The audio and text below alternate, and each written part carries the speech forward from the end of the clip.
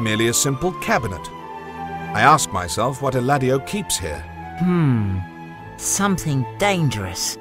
I mean, someone could take some medicine that wasn't meant for them and get sick. That's why he kept it under lock and key. Look around you, Bruno. All these shelves are full of chemical substances. Wouldn't you consider them rather dangerous if an unknowing person ingested them?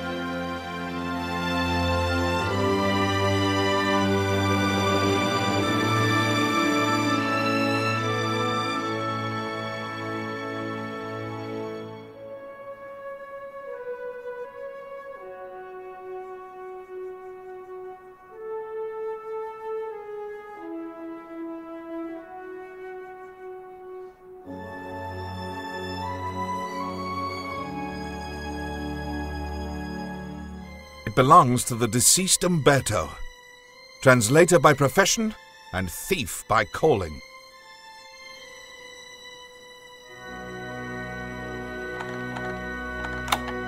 How did you know that the key belongs to the cabinet? Remember what you heard in the chapter hall. Eladio and Umberto were accomplices. Making a connection between the key and this cabinet would therefore be a logical conclusion, don't you think? The relic that Eladio and Umberto stole must be in this chest. As for this piece of paper, let's see what this piece of paper reveals to us. What does it say? It's the translation of a page from a book. Do you recall having seen a book recently from which a page had been torn out? The one we saw in the library? Precisely. Your book. The same one you brought as a gift from your father to the Order. And the same one our killer took along with him from the library archives. And how do you know that it's a translation from my book? Oh, I simply draw my conclusions. Everything seems to indicate that the killer tore out the sheet of paper to have it translated. But when he saw what was written on it, Umberto decided not to hand over the translation to our killer. In light of Umberto's refusal, and driven by uncontrollable fury, the killer decided it would be best to strangle Umberto and look for the page on his own, which he was unable to locate, as we see. Why did Umberto give him the translation? He was probably terrified by the consequences something like this might provoke. It's one thing to have been a thief, but it's quite another to be indifferent to the possibility of exterminating humanity. Listen, the conjurer must take into account that Berserk will not be content with merely entering our world, but that he would moreover take possession of that person's body in order to spread chaos. Sound familiar? Oh. Now we know why Umberto had to die. Let's take a look at that chest.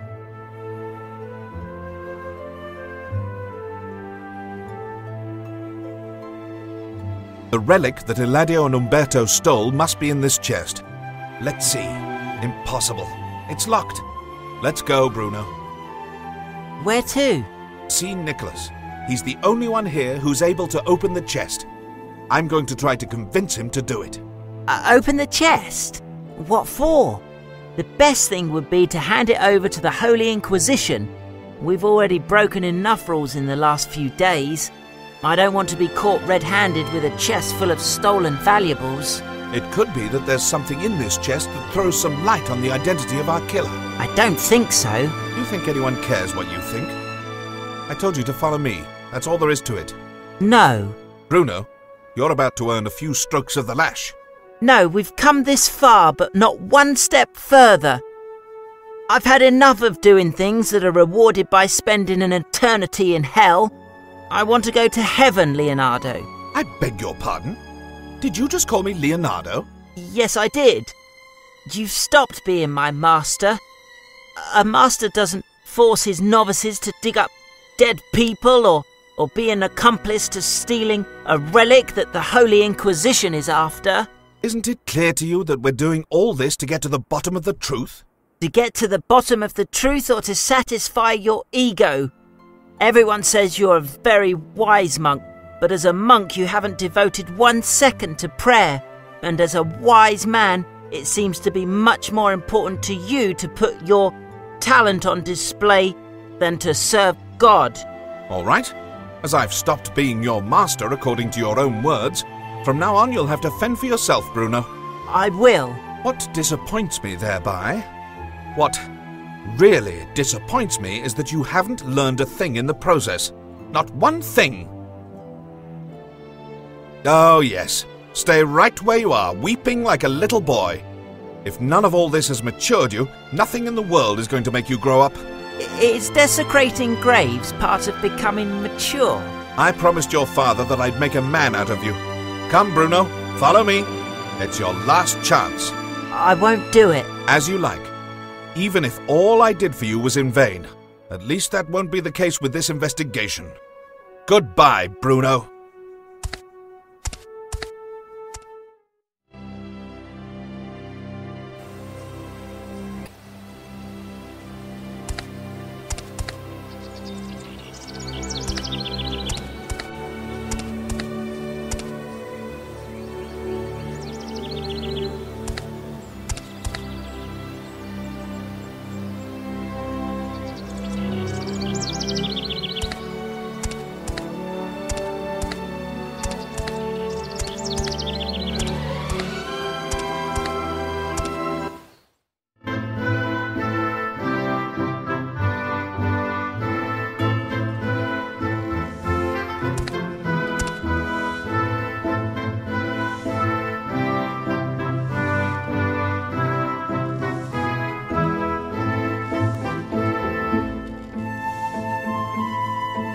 A message on the stained scrap of paper. It says, "Come to the refectory."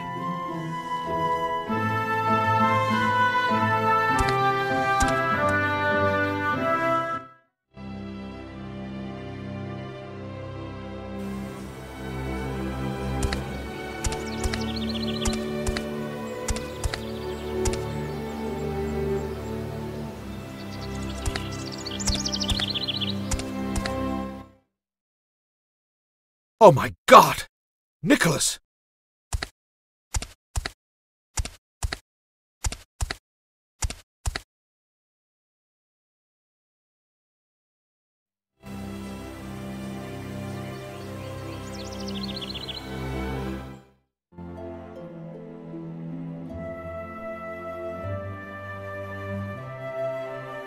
I shouldn't be here. I shouldn't be here. Do you need help, boy?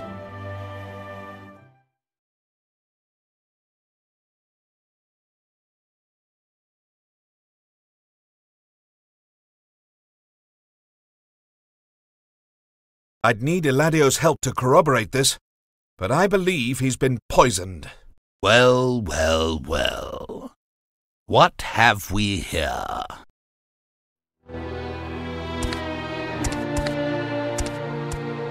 Good heavens, Nicholas! Brother Leonardo, tell me right away what... I'll explain it to you.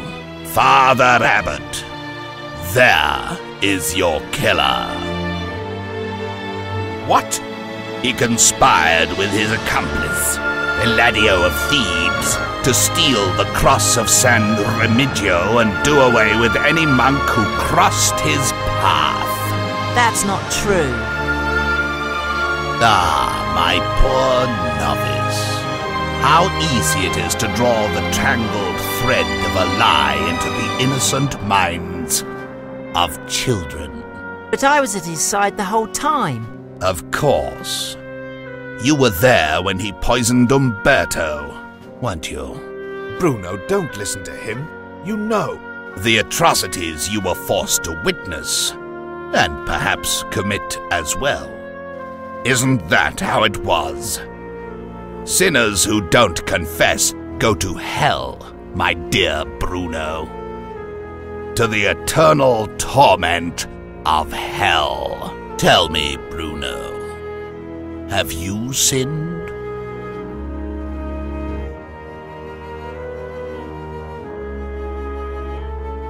He told me that it wasn't bad, that it was in order to find the killer. I didn't want to. Forgive me, Father, for I have sinned. There, there, my son. It's over and done with now.